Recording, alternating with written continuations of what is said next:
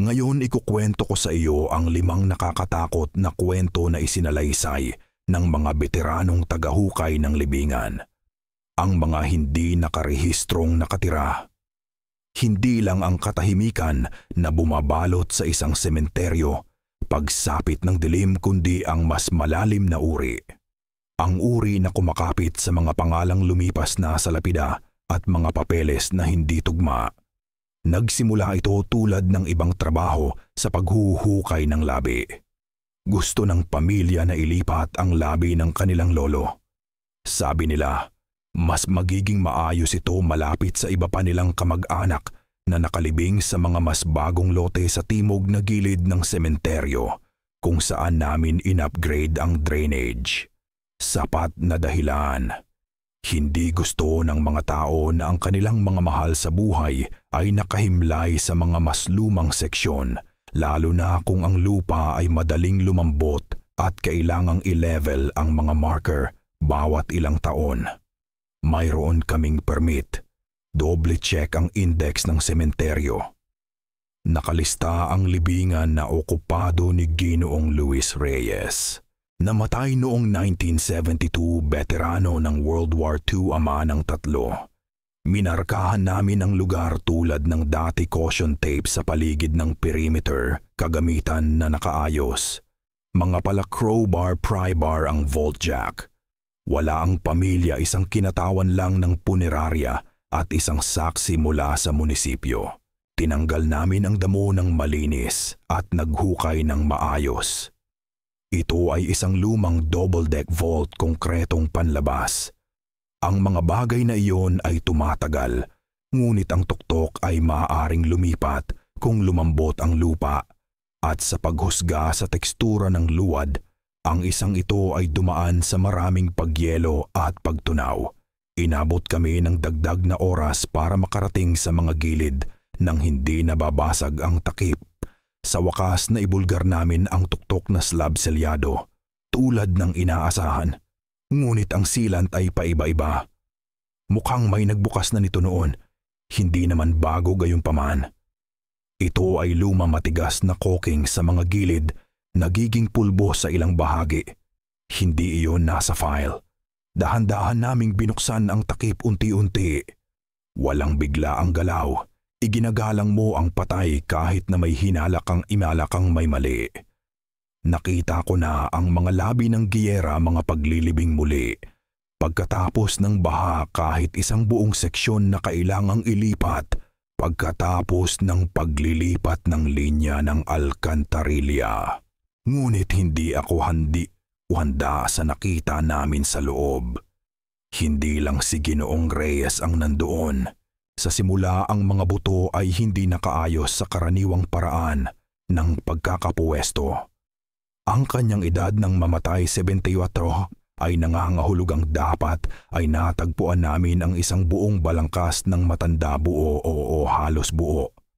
Sa halip, ang bungo ay nasa kaliwang bahagi, nakaharap sa maling direksyon. Ang gulugod ay nagulo, hindi nakaayos. Mas masahol pa, mayroong mas maliliit na buto na halo-halo, mga femur na masyadong maikli, mga buto-buto na hindi tugma sa hugis o sukat ng isang matandang lalaki. Ang isang panga ay mukhang hindi pa nagkaroon ng kumpletong set ng ngipin ng matanda. Lumayo ako, sinukat ito ng aking mga mata. Pagkatapos ay pinulot ko ang isa sa mga tibia. Mas magaan, mas maliit, maling densidad para sa isang lalaking ganoon ang edad. Iyon ay isang bata pang matanda sa pinakamataas. Humarap ako sa kinatawan ng vault. Mukhang marami na siyang nakita at mahinahon na sinabi, "Kailangan nating ihinto ito. Tatawagan ko ang koroner." Tinabunan namin ang vault ng trapal habang naghihintay kami. Nagpadala ang munisipyo ng 2 investigador at isang forensic tech. Kinumpirma nila ito. Ang mga buto ay pinaghalong, 3 individual hindi bababa. Isang lalaking matanda, isang babaeng matanda, at isang mas maliit na balangkas. Marahil ay teenager. Ang kicker walang talaan na nagpapakita ng pangalawang paglilibing. Walang nabanggit na muling paggamit ng vault. Walang cremated na labi na inilagay sa tabi, walang ibinahaging lote. Si Ginoong Luis Reyes lang ang nakalibing mag-isa. O iyon ang sabi ng libro. Ang mga talaan ng sementeryo na itinatago namin ay bumalik halos 120 taon. Sulat kamay hanggang dekada, nang hindi pagkatapos ay digital. Sinuri ko pareho. Walang mga pagbabago, walang mga tala, walang mga na-flag na anomalya. Kung sino man ang nasa loob, sila ay off the books. Inabot ng 1 linggo bago makuha ang pahintulot na hukayin ang buong nilalaman. Dinala ang mga labi para sa pagsusuri. DNA testing, dental charts, bone structure. Kinumpirma ng mga resulta. Walang alinman sa ibang mga labi ang nauugnay kay Ginoong Reyes. Ang isa ay tumugma sa isang kaso ng nawawalang tao mula 1981. Isang babae na nawala sa 2 bayan ang layo. Hindi siya natagpuan hanggang ngayon. Ang isa naman ay hindi pa rin nakikilala. Ang mas bata ay maaaring mula sa parehong panahon. Ngunit walang mga talaan ng paglilibing ng bata sa seksyon na iyon ng sementeryo. Sinuri pa namin ang mga lumang obituaryo at mga abiso sa paglilibing, wala. Tungkol naman kay Ginoong Reyes, ang kanyang mga buto ay nakakalat sa kanila magulo. Tila mabilis na inilagay at isinara muli bago pa magbupak at magtanong ang sinuman. Hanggang ngayon walang nakakaalam kung paano nangyari. Walang papeles, walang saksi. Ang mga crew ng grounds noon ay wala na ngayon. Retirado, patay o hindi nagsasalita. Sa huli ipinakremate ng pamilya ang labi ni Ginoong Reyes at inilipat sa timog na bahagi tulad ng gusto nila. Isang malinis na libingan, isang bagong lapida, pangalan niya lang. Ayaw nilang magsampa ng kaso. Sabi nila, kapayapaan lang ang gusto nila. Ngunit ako, minsan pa rin akong naglalakad sa lugar na iyon. Ang lumang vault ay napalitan ng sariwang damo, bumaba at na-level. Walang marka kung ano ang natagpuan doon. Isang numero lang sa grid ngayon. At bawat pagdaan ko, naiisip ko ang ibang mga buto. Ang mga hindi napuntahan ng sinuman. Ang mga inilibing ng 2 beses at halos tuluyan nang nawala.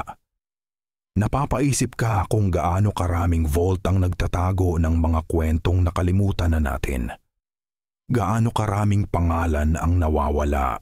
Gaano karaming maling buto ang nalakaran na natin nang hindi nalalaman. Ang kabaong na nakakadena, ginagawa ko na ang linyang ito ng trabaho sa loob ng halos 16 na taon. Nailibing ko na ang mga sanggol na napakaliit na kasya sa isang kahon ng sapatos at mga lalaki na masyadong malaki para sa isang karaniwang vault.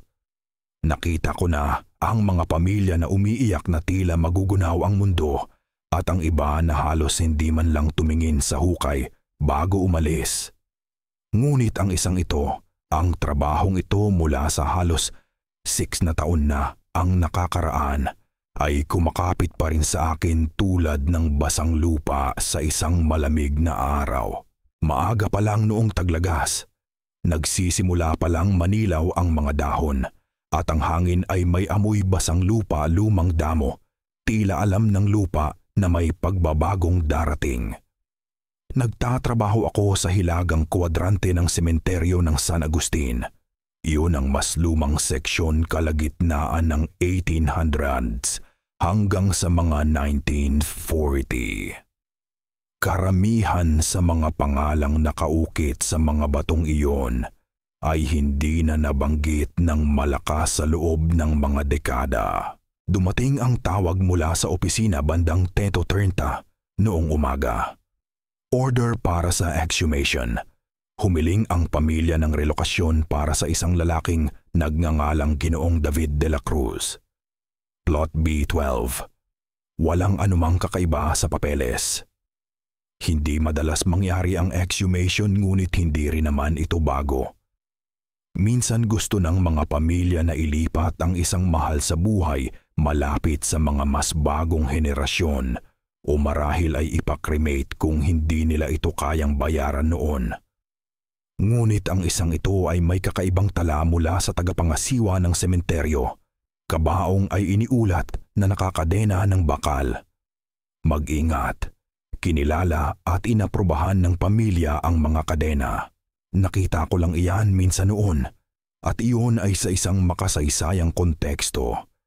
Isang nag-deserter sa digmaang Pilipino-Amerikano na inilibing ng ganoon sa kahihiyan. Ngunit ito ay moderno.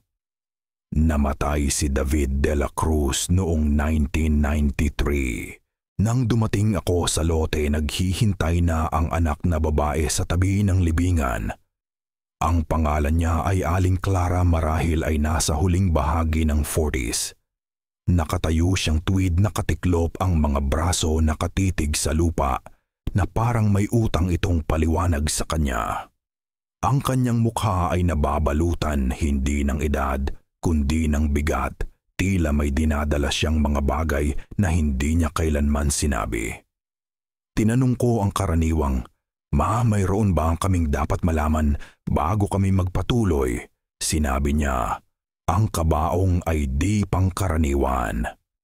Hindi siya tumingin sa akin, patuloy lang siyang nakatitig at pagkatapos mahina ang bulong sinabi niya, hindi siya mapagkakatiwalaang manatili sa ilalim. Hindi na siya nagpaliwanag. Tumayo lang siya doon nanonood. Ngayon makinig. Hindi ako madaling matakot. Nahawakan ko na ang mga bukas na vault na may kalahating gumuho na takip basag na buto na nakausli sa nabubulok na seda. Kinailangan ko ng tawagan ang mga koroner kapag ang isang bangkay ay naging likido sa isang lumang steel box. Ngunit ito ay iba. Hindi dahil sa nakakatakot, kundi dahil sa sinasadya intensyonal. Tila may gustong panatilihin ang taong iyon sa lupa at malapit na naming sirain iyon. Ako at si Mang Tonyo ang aking kasama noong araw na iyon. Dinala namin ang mini excavator at sinimulang alisin ang tuktok na lupa. Inabot kami ng halos 1 oras para makita ang takip ng vault. Ang lapida ay isang payak na kulay abo na granite marker. Walang epitaph. Pangalan lang niya David de la Cruz at 2 petsa. Isinilang 1947 na namatay 1993. Buo ang vault. Binuksan namin ang takip at doon namin nakita. Hindi kahoy ang kabaong. Ito ay isang lumang modelo ng cast iron, mabigat maitim sa kalawang ngunit matibay pa rin. Bawat isa sa 6 na hawakan ay may nakasuksok na makapal na kadenang bakal na kakabit at may padlock. 3 kadena ang nakahiga pahalang sa ibabaw. Ang isa ay nakabalot sa buong haba, harap hanggang likod. Ang bawat padlock ay magkakaiba ang gawa, magkakaiba ang edad. Ang ilan ay mukhang idinagdag kalaunan. Naalala ko si Mang Tonyo na bumubulong sa ilalim ng hininga. Sus Mario Sep, ano ba ang ginawa ng taong ito? Nagradyo kami pabalik sa opisina, kinumpirma ang mga instruksyon. Gusto ng pamilya na ilipat ang bangkay sa isang mausoleum sa isang sementeryo sa Silang Cavite. Mayroon kaming transport team na naka-standby, ngunit hindi nila ito gagalawin hanggang sa makuha namin ito sa ibabaw ng lupa. Nanatili si Aling Clara sa buong oras. Hindi gumalaw. Hindi man lang kumurap nang dalhin namin ang mga kadena gamit ang bolt cutters. Nagtanong ako ulit. Sigurado ka bang okay lang sa'yo na buksan namin ito? Sinabi niya. Hindi ko hinihiling na buksan siya. Gusto ko lang siya sa lugar kung saan hindi na niya ako guguluhin. Iyon ang nanatili sa akin. Ngayon ang kuryosidad ay isang delikadong bagay sa negosyong ito. Hindi kami mga koroner, hindi mga detektiv. Ang trabaho namin ay maghukay, maglipat, maglibing. Iyon lang. Ngunit minsan nararamdaman mo itong gumagapang sa likod ng iyong isip. ang kagustuhang malaman. Kaya nang sa wakas ay naitaas namin ang kabaong ginawa ko ang hindi ko dapat gawin, binuksan ko ang takip. Ngayon bago mo isipin na ang kwentong ito ay patungo sa supernatural, hindi. Ang nakita ko sa kahon na iyon ay isang lalaki. Wala nang iba, wala nang kulang. Ngunit inilibing siya na may mga bagay, kakaibang mga bagay. 3 krusipiho ang nakahiga sa kanyang dibdib. Hindi isa, hindi dalawa, 3, 2 kahoy, isang metal. Ang kanyang bibig ay napuno ng mga butil ng bawang. Ang kanyang mga kamay ay nakatali sa kung ano ang mukhang mga rosaryo, mahigpit na nakabuhol sa kanyang mga pulso. Mayroong isang maliit na sako na nakatago sa tabi ng kanyang ulo. Ito ay mabango tulad ng tuyong sage lavender at isang bagay na masangsang sa ilalim. Ang kanyang mukha ay mahirap ilarawan, hindi nakakatakot, hindi nabubulok ng higit sa inaasahan para sa oras. Ngunit ang ekspresyon ay mali. Masikip ang panga, nakabaluktot ang mga labi, tulad ng isang taong namatay na galit at hindi kailanman nagpalamig. Siguro ay nakipaglaban ang embalmer sa isang iyon. Isinara ko ang takip ni Locke ito gamit ang mga bagong bolt at senyasan ang transport crew. Bago nila siya ilabas, sa wakas ay muling nagsalita si Aling Clara. Sa pagkakataong ito nanginginig ang kanyang boses. Ang aking ama, sabi niya, siya ay isang malupit na tao. Hindi lang ang uri ng kalupitan na humahampas o sumisigaw ang uri na nagpapawala sa mga tao sa loob. Sinira niya ang aking kapatid. Ang aking ina ay namatay na galit sa kanya. Ngunit nang siya ay mamatay, hindi siya nanatili na wala. Bumalik siya sa mga panaginip, sa mga sulok ng silid, sa mga lugar na dapat ay ligtas. Tumingin siya sa akin at sa unang pagkakataon, nakita ko ang kanyang mga mata na puno ng isang bagay, lungkot marahil o takot o pareho. Inilibing namin siya na may mga kadena dahil nangako siya.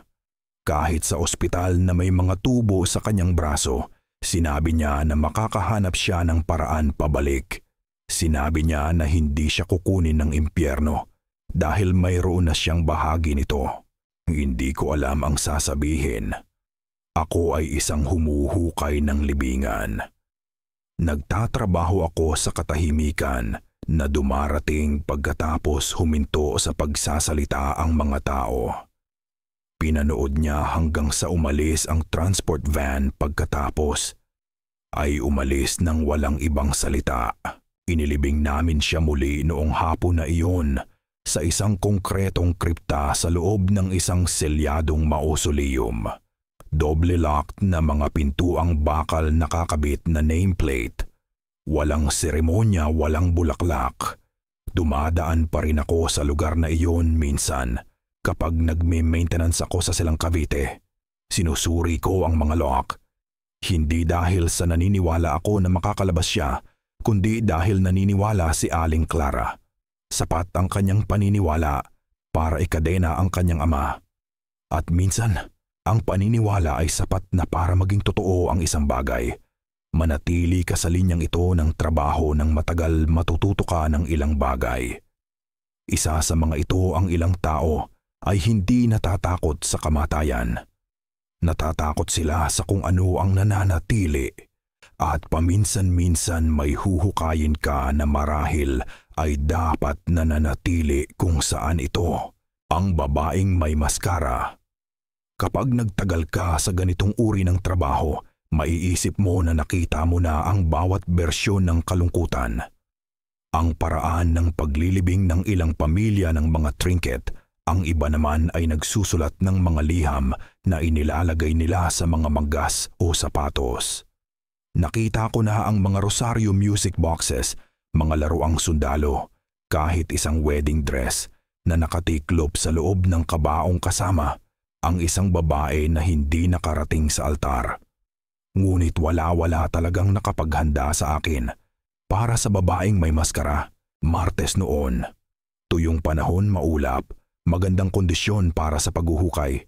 Kami ay kinontrata para hukayin ang labi ng isang bata na inilibing noong huling bahagi ng dekada 60. Ang pangalan niya ay Clara Manalo, 82 taong gulang. Sanhi ng kamatayan pneumonia noong panahong maaari pa ring kunin nito ang isang malusog na bata sa loob ng wala pang isang linggo. Ang pamilya na ngayon ay isa na lang ang nabubuhay na kapatid ay gustong ilipat siya sa mas malapit sa kung saan sila lumipat sa Davao. Ang lote ay luma sa likurang sulok ng orihinal na seksyon. Malambot ang lupa mula sa mga dekadang paglaganap ng ugat ng puno at erosyon. Hindi perpekto ngunit kayang gawin. Minarkahan namin ang grid, sinuri ang mapa ng vault at sinimulan ang paghuhukay. Walang problema sa liner. Siya ay inilibing sa isang simpleng child-sized steel casket. Inaasahan ang kalawang sa ibabaw para sa kanyang edad. Walang senyales ng pagpasok ng tubig. Walang halatang pinsala sa istruktura. Nilinis namin ito, nilinis ang selyo. Lahat ay routine. Pagkatapos ay binuksan namin ito. Pakilinawin ko, matapos ang lahat ng mga taong ito, nakasanayan mo na ang ginagawa ng panahon sa isang bangkay. Lalo na sa mga mas lumang kabaong kung saan hindi pa ganap ang pagpreserba. Nagbabago ang posisyon ng mga buto, nabubulok ang mga tela, bumabagsak ang mga bagay sa sarili. Ngunit ang kabaong na ito ay kakaiba. Ang una kong napansin ay ang posisyon. Siya ay halos buo pa rin ang balangkas, nakakrus ang mga braso, halos nabubulok ang damit, nakasuot pa rin ng sapatos. Ngunit sa ibabaw mismo ng kanyang buto-buto, nakapahinga ng tuwid sa kung saan dapat ang kanyang mukha ay isang porselanang maskara. Hindi basag, hindi may sira, perpektong puting-puti, may pininturahang asul na mga mata, bahagyang kulay rosas sa pisngi at mga labi na bahagyang nakabukas. Istilong luma, mukhang gawang kamay ang uri ng bagay na makikita mo sa isang Victorian curiosity shop o sa likod ng isang nakakandadong salamin sa isang museo. Hindi ito nakapatong sa gilid tulad ng isang bagay na nalipat sa panahon ng paglilibing. Hindi ito ay nakasentro, sadyang inilagay. Tiningnan ko ang direktor ng punerarya na tumingin din sa akin ng tahimik. Binaliktad niya ang orihinal na talaan, imbentaryo ng mga bagay na kasama sa oras ng paglilibing. Isang rosaryo, isang maliit na loket, isang puting damit na koton kulay rosas na sapatos at isang liham mula sa kanyang ina. Wala ni isang linya tungkol sa isang porselanang maskara. Kumuha kami ng mga larawan, inilagay sa bag ayon sa protokol. Gusto ng pamilya na ipaalam ang anumang di pangkaraniwang natagpuan. Kaya tinawagan ng direktor ang kapatid, isang matandang babae ngayon sa kanyang 70s. Sumumpa siya na hindi pa niya nakita ang maskara na iyon. Sinabi niya na natatakot ang kanyang kapatid sa mga maskara kahit tumangging magbihis para sa Halloween. Sinabi niya na hindi kailanman maglalagay ng ganoong bagay ang kanilang mga magulang sa kanya. Sinuri ng forensics ito kalaunan. Ang maskara ay napitsahan sa huling bahagi ng ika-19 na siglo, hindi bababa sa 60 taon na mas matanda kaysa sa paglilibing ni Clara. Walang marka ng gumawa, walang serial, walang inisyal. Ang loob ay tuyong-tuyo. Walang bakas ng pagkabulok. Walang senyales na kailanman ito ay nakadikit sa organikong material. Tila nakahiga lang ito doon naghihintay. Walang protokol para sa ganitong uri ng bagay. Walang linya sa manual ng sementeryo na nagsasabi kung ano ang gagawin kapag may lumabas na bagay sa isang selyadong kabaong na walang nagkiklaim na mas luma pa sa libing na hindi pag-aari ng namatay. Si Clara ay muling inilibing ng may dignidad. Bagong puntod, bagong kabaong. Ang maskara sa kahilingan ng pamilya ay inilabas. Ayaw nila itong kasama niya. Ayaw nila talaga, sabi nila, na hindi pa nila ito nakita noon at ayaw nilang panatilihin ang isang bagay na maaaring inilagay doon ng iba. Ngunit ito ang nagpapapuyat sa akin. Ang orihinal na kabaong na iyon ay mayroon lamang isang set ng labi, walang senyales ng pagmamanipula, walang ebidensya na nabuksan ang libingan sa mga dekada mula nang ilibing siya. Kaya't kung sino man ang naglagay ng maskara doon ay ginawa ito bago isinara ang kabaong. May isang taong kinailangang ipasok ito. Ang punerarya na nagproseso sa kanya ay nagsara noong dekada 90. Matagal nang patay ang embalmer. Wala nang matitira para tanungin. Ang alam lang namin ay hindi ito dapat naroon. At gayon pa man, naroon ito. Minsan naiisip ko ang maskara na iyon. Gaano ito kapristina? Gaano ito kakaiba sa pakiramdam na nakahiga doon? Tila naghihintay na may makakita dito. Dito inililibing namin ang patay. Ngunit paminsan-minsan, hinuhukay namin ang isang bagay na nagpapaalala sa iyo. Hindi namin palaging inililibing ang lahat. Ang bumubulong na libingan. Tuwing ginagamit namin ang jackhammer sa isang partikular na libingan, tila umaalingaw-ngaw ang lupa. Hindi ito feedback mula sa tool. Parang malalayong bulong. Mainit na Lunes ng umaga nang una kaming tawagan.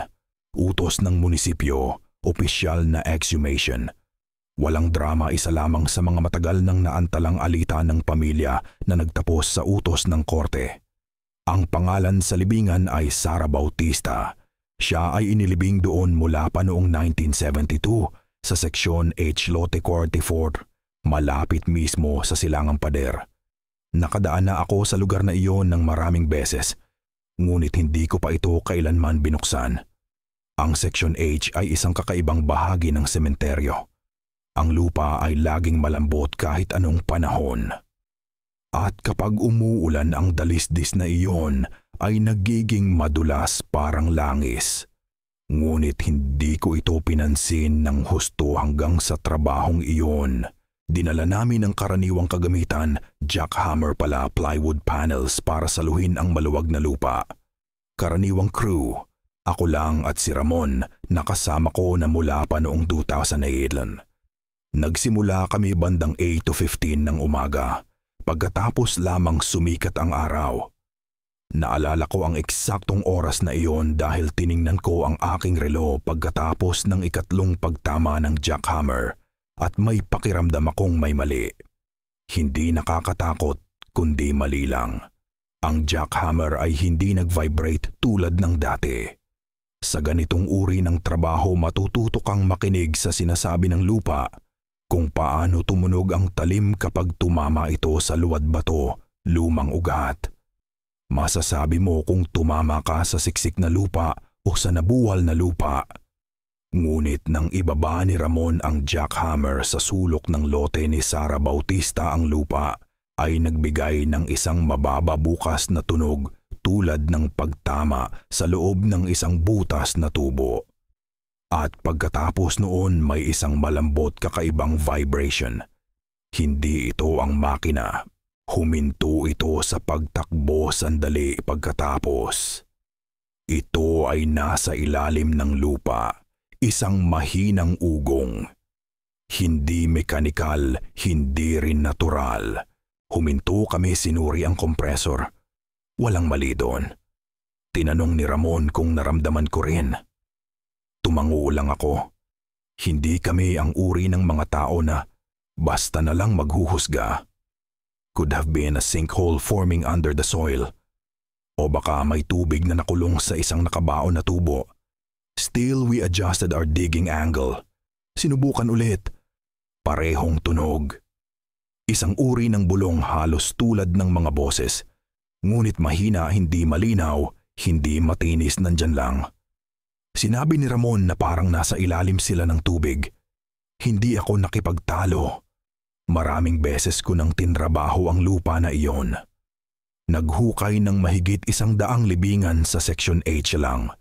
Ngunit ang isang ito ay tila ayaw galawin ng lupa. Hindi galit kundi maingat. Mga duha talampakan pababa nagbago ang dumi. Ang karaniwang tuktok na lupa ay naging maluwag na punla. At doon namin nakita ang unang kakaibang bagay, mga piraso ng papel. Hindi ang uri na nakaligtas ng kaparang taon sa ilalim ng lupa. Mukhang bago ang mga ito. Makinis, hindi nasira ng tubig, nakatiklop na parang mga liham na selyado sa ziplock bags. Kinuha namin ang 5 sa mga ito. Lahat ay sulat kamay, lahat ay sa iba't ibang sulat kamay. Sila ay mga panalangin, mga pagtatapat, ilan sa mga ito. Patawarin mo ako, Sarah. Ginawa ko lang ang kailangan kong gawin. Nakikita ko pa rin ang iyong mukha. Ganyan. Tiningnan ako ni Ramon na parang gusto niyang umalis sa trabaho noon. Sinabi ko sa kanya na siguro ay iniwan iyon ng pamilya, bagaman alam ko na hindi iyon nagpapaliwanag kung bakit inilibing ang mga ito ng malalim sa lupa. Nagpatuloy kami. 1 talampakan papababa. Bumalik ang bulong. Hindi mula sa jackhammer sa pagkakataong ito. Nandyan lang sa paligid namin. Hindi malakas, ngunit parang may nagsasalita sa likod ng pader. Ang paraan ng pagdinig mo sa pagtatalo ng mga kapitbahay sa isang apartment building. Mga salita na hindi mo maintindihan. Ritmo lang, presyon, tono. Sinabi ni Ramon na parang nasa ilalim sila ng tubig. Hindi ako nakipagtalo. Maraming beses ko nang tinrabaho ang lupa na iyon. Naghukay ng mahigit 100 libingan sa Seksyon H lang. Ngunit ang isang ito ay tila ayaw galawin ng lupa. Hindi galit kundi maingat. Narating namin ang takip bandang tanghali. Ang kabaong ay metal asul-abo na may mapurol na chrome handle selyado, ngunit hindi protektado ng vault. Ang panlabas na shell ay mas kalawang kaysa sa inaasahan para sa edad nito. Karaniwan na iyan. Ang hindi karaniwan ay ang mahinang film sa ibabaw ng kabaong. Mamantika, ngunit hindi basa, parang may huminga dito mula sa loob. Nagradyo kami sa funeral director, sinabi namin na narating na namin ang kabaong at handa na para sa paghukay. Sabi niya darating sila sa loob ng 1 oras kasama ang transport van. Iniwan kami nitong mag-isa. Umalis si Ramon para manigarilyo. Nanatili ako nakatayo lang doon, nakatitig sa kabaong, nakikinig sa hangin na dumadaan sa mga puno. Maliban na lang sa hindi iyon hangin. Ang parehong mababang bulong ay bumalik. Hindi malakas, hindi nakakatakot, kundi matatag, tila naaalala ng lupa ang isang bagay na hindi nito kinalimutan. Umupo ako at tinanggal ang mas maraming dumi mula sa bus. Doon ko napansin ang isang bagay na nakaukit sa gilid ng takip ng kabaong. Maliliit na linya kinamot ng kamay. Hindi gawa ng pabrika. Sila ay mga salita, hindi nakaukit ng malalim, bahagyang nakaskas lang sa metal. Hindi ako nag-iisa. Hindi ko sinabi kay Ramon. Tumayo lang ako at naglakad sa gilid ng libingan, naghintay sa transport team. Hindi ako madaling matakot, ngunit may isang bagay tungkol sa libingan na iyon. Hindi lang ang mga kakaibang tunog o ang mga liham o ang mga nakaukit na salita. Ito ay ang paraan ng tila pagmamasid ng lupa. Nang iangat nila ang kabaong, huminto ang bulong. Ganun lang, nawala. Hindi kumupas, huminto. Ang lupa ay muling naging tahimik, ngunit hindi payapa. Naghihintay lang. Binalikan namin ang libingan, pagkatapos dalhin ang bangkay. Inilipat nila siya sa kabilang estado, sa tingin ko malapit sa pamilya. Pagkalipas ng 2 linggo, may tumawag sa kami. Bagong libing na nakatakda para sa Seksyon H. Parehong lote. Inaprubahan ito ng pamilya. Bagong marker, bagong pangalan. Isang lalaki sa pagkakataong ito. Walang kaugnayan. Hindi ako nakipagtalo. Ako mismo ang naghukay nito. At alam mo ba na natiling tahimik ang lupa sa buong panahon? Walang bulong, walang alingaw-ngaw. Lupa lang tulad ng dapat. Ngunit nagtataka pa rin ako paminsan-minsan kapag dumaan ako sa seksyon na iyon. Sino ang sumulat ng mga liham na iyon? Bakit inilibing ang mga ito ng malalim sa lupa? At sino ang nag-ukit ng mga salita na iyon sa takip mula sa loob? Nakahukay na ako ng mahigit 8,000 libingan sa buhay ko. Ito lang ang nagparamdam sa akin na tila naaalala rin ako ng lupa. Ang mga nakapatong na libing, nagtatrabaho na ako sa sementeryo na ito sa loob ng 22 taon. Sapat na ang tagal para mas kilala ko ang lupain kaysa sa sarili kong sala. Bawat burol, bawat puno, bawat libingan ay nakamapa sa aking isip na parang likod ng aking kamay. Hindi kami gaanong nakakakuha ng mga exhumation. Karamihan sa mga tao ay hinahayaang magpahinga kung paano sila inilibing. Ngunit minsan ay nasasangkot ang korte o bumabalik ang mga pamilya makalipas ang mga dekada na may mga katanungan. Minsan may konsensya. Ganoon kami napunta sa malayong timog silangang sulok ng sementeryo. Hindi ito isang bahagi ng bakuran na madalas kong nilalakaran. Ang mga lapida doon ay kalat-kalat.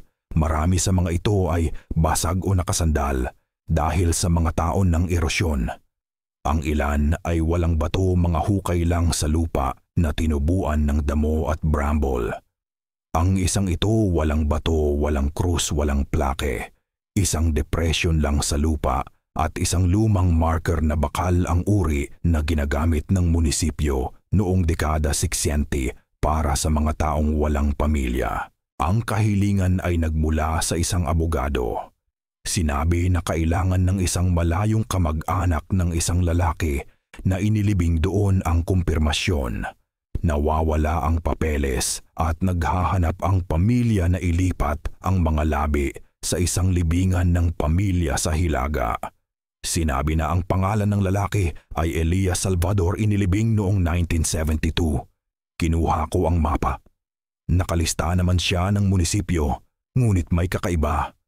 Walang katugmang mga pangalan ng kapitbahay. Walang obituaryo. Isang entry lang na nakatago sa gilid ng isang naninilaw na rehistro. Ngunit ang mga utos ay utos. Kasama ko sina June at Diego noong umagang iyon. Nagsimula kaming maghukay pagkatapos sumikat ang araw. Ang bahaging ito ng sementeryo ay walang irigasyon kaya tuyo ang lupa, basag sa ilang bahagi at puno ng mga ugat. Inabot ng halos 1 oras at kalahati para makarating ng Piatalampakan pababa. Doon tumama ang pala ni June sa isang bagay. Metal sa kahoy. Ang tunog ay hindi mapagkakamalan. Natuklasan namin ang takip ng isang kabaong na pino, lumabasag sa mga gilid. Walang vault na nangangahulugang ito ay isa sa mga murang libing, malamang ay inisyu ng munisipyo. Naalala kong sinabi ko, iyon ay tumutugma sa taon at lahat kami ay huminto saglit bago simulan ang maselan na bahagi, ang pagbubukas nito. Ang nakita namin sa loob ay hindi si Elias Salvador, hindi bababa pipa sa ayon sa papeles. Ang mga labi ay nag-deteriorate siyempre. Ngunit ang taong ito, batay sa laki, kalagayan ng ngipin at buhok, ay malinaw na isang babae. Walang alahas, walang natitirang damit. Buto lang na marupok at isang bahid ng tela sa kwelyo na mukhang nagmula sa uniforme ng nurse. Asul-abo, manipis na guhit mula sa dekada 1940s kung huhulaan ko. Tiningnan ko si June. Tiningnan niya ako. Nakangangalang si Diego. Umatras kami at idinukumento ang lahat tulad ng nararapat. Nagpatuloy kami sa paghuhukay. Kailangan ayon sa batas para mahanap si Elias.